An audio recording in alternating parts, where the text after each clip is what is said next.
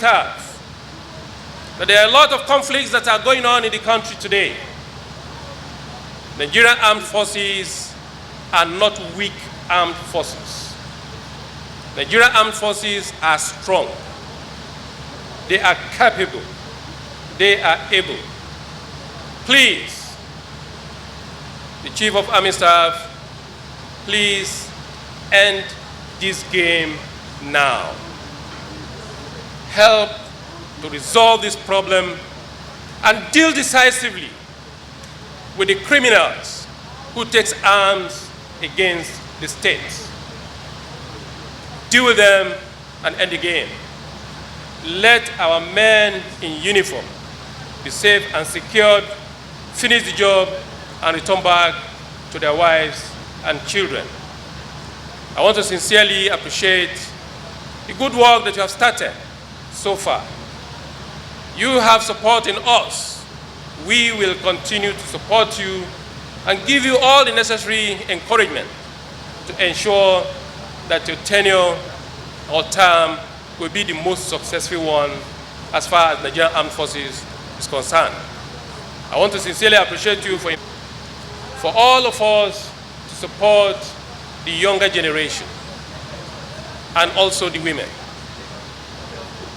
When you talk of the mental health and physical health of our army officers and other soldiers as presented in the various documentaries that we have just watched, you will discover that those that are largely affected are the youths or younger generations and the women. After the conflicts, after the fight, after the war, those that suffer the casualty most are the youths, the women, and our mothers. Those that will die may have died, but those that will suffer it are those that are living, and they are basically the youth, the children, and the women. And therefore, we at various levels of authorities must ensure at all times that welfare and well-being will not start and end in the wellness center. It starts from our various policies. It even starts most times from we, the politicians. How do we play our politics? How do we come into office? And what do we do while in office? How do we uphold the trust that are bestowed on us by these young women, men, and even the children of the army officers and even the civilians? We shouldn't ordinarily subject our soldiers and army officers to hardship. We shouldn't ordinarily send them on harm's way. The way and manner we go about fake news, lies, deceit, and abusing the public trust that are bestowed on us, thereby causing conflicts, as we have today in Maiduguri, as we have today in the southeast and southwest or across the country.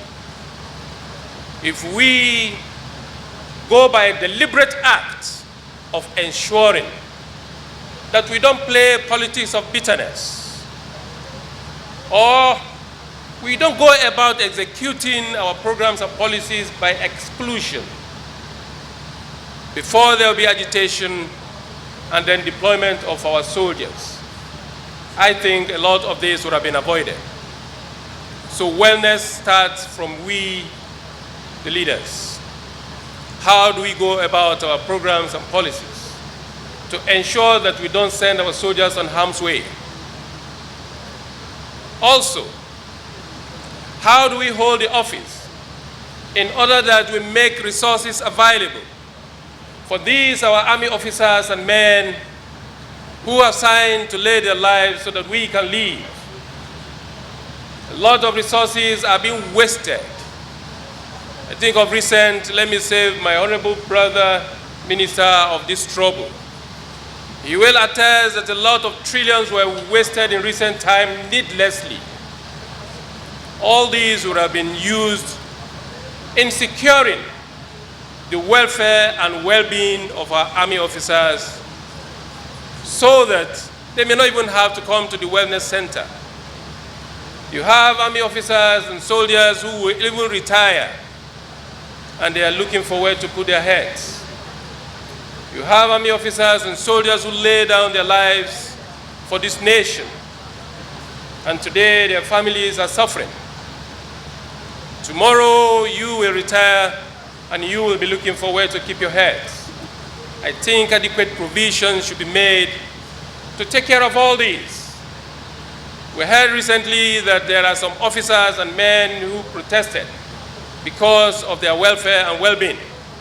This shouldn't have happened.